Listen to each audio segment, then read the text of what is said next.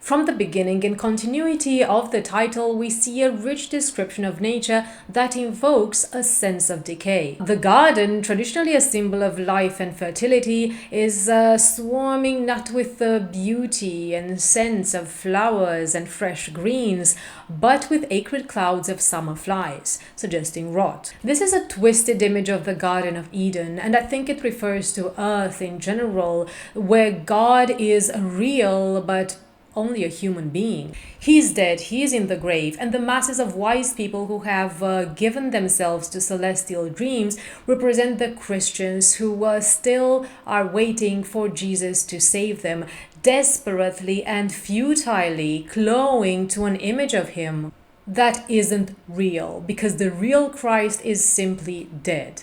A powerful beginning. The words then switch to a lyrical eye, an observer who witnesses the changes in nature at the shift of the seasons. He's not afraid of the coming storm. On the contrary, darkness calls his name. He's embracing and maybe even rejoicing at the upcoming end of peace and beauty. I love how this image of a coming storm and gathering winds making the leaves on the trees rustle is described here as the trees are growing restless. It's so iconic, I think, and at least for me, whenever I am in a forest, ever since I first heard this song, and when I see the wind starting to blow and the trees moving as if they are catching life, this is what comes to my mind. Maybe it's just me walking around and thinking of lyrics that incidentally match the things that I see. So please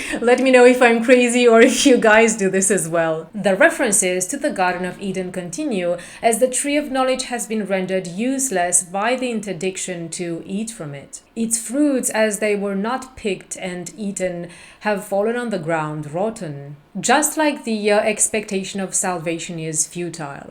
The thread of life, an image reminiscent of the fates of Greek myth, who determine the lifespans of mortals by spinning, measuring, and cutting the thread, is cut on the brink of paradise, so right at the moment before humanity would have reached salvation.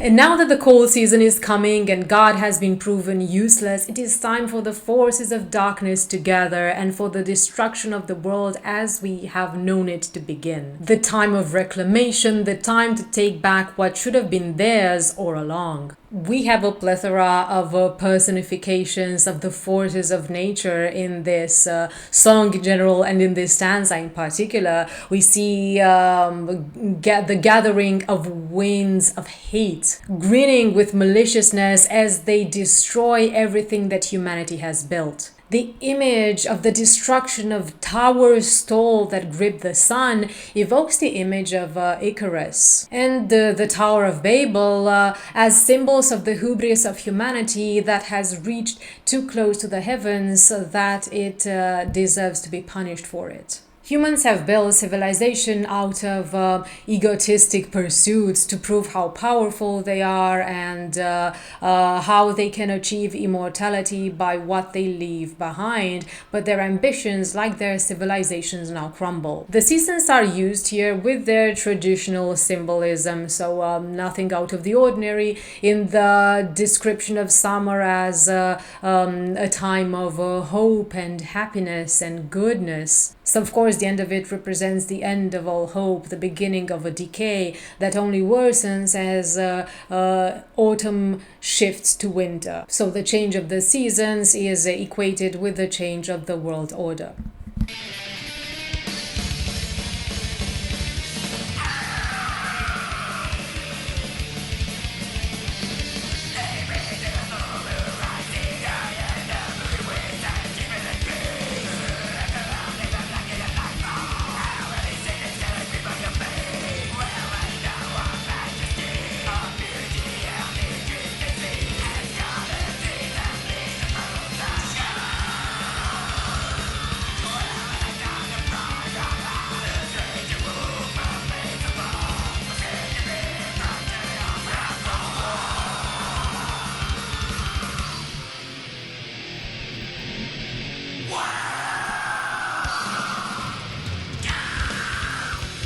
The keyboards here, they are just amazing and hypnotizing, so atmospheric. Christianity is associated in Cradle of Filth's music and in anti-Christian sentiments with censorship and limits and oppressive rules, a god of bridled love.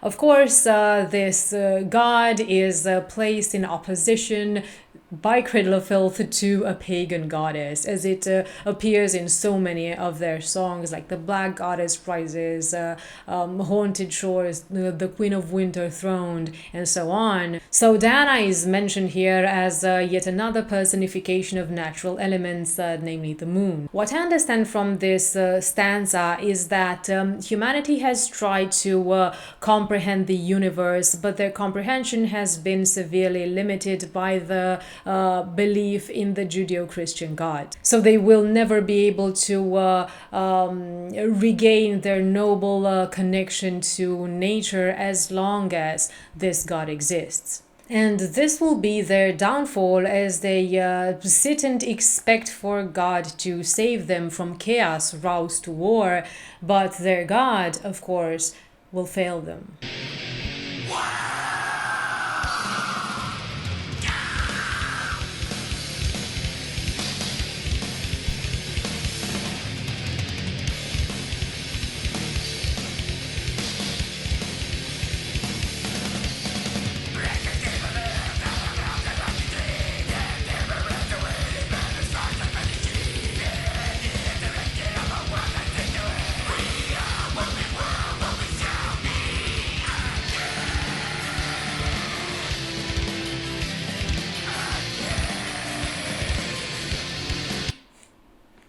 So like in Tearing the Veil from Grace and of Mist and Midnight Skies, the time has come for a war between Christianity and those who have been pushed further and deeper into darkness and secrecy, waiting for the moment to step out and reclaim the world. The retribution of those who have laid low. They have been held down by nails, a symbol of Christianity, and now they are out to burn the shrines of fettered sheep and to spearhead the insurrection. We are what we were, what we shall be, again suggests a continuity.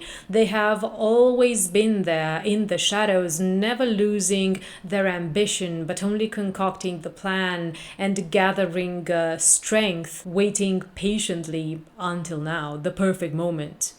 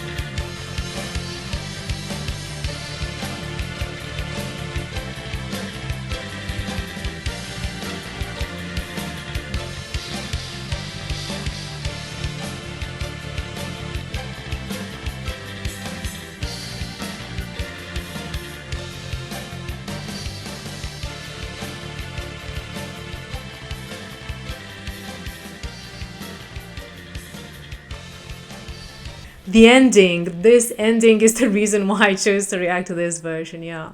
So this last stanza is an invitation to open the door and pave the way of those who want to change the world order. Now the warrior who has wrought so much destruction in the name of the enemies of God, torn down the towers and burned the temples, returns to his kin, and there is this beautiful sense of community.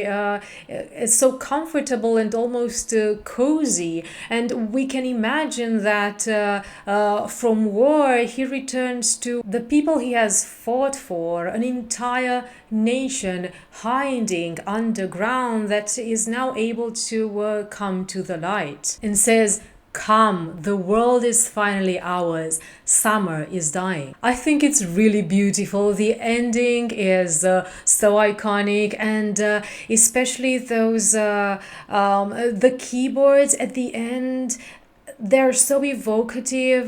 And we can almost see the warrior and his kin, who is now free to roam the earth, disappearing into the milky sunset. And this is why I love this ending so much, and this version so much. And why did they remove it from the newer version? And that is beyond me. What do you guys think? Do you see it as a very important change that trumps all the other good things, the improvements the newer version has brought, or do you think it's kind of irrelevant and it doesn't alter anything essential to the song? Please let me know in the comments below. So this was my analysis, everyone. Thank you so much for watching, and I'm glad to finally be here with you and be able to share my thoughts on this song by Cradle of Filth. And if you enjoyed my video, please like and maybe even subscribe to my channel in order to stay tuned for my next analysis of meta lyrics. See you next time.